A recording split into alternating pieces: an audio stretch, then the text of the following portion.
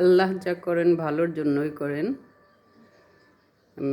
এবারের প্রধানমন্ত্রীর সৌভাগ্য নিয়ে আসছেন যে আসার সাথে সাথেই প্রথম একদম বাংলার উৎপত্তি মাস দিয়ে ওনার বছর শুরু হলো। এটা সবার ভাগ্যে হয় না।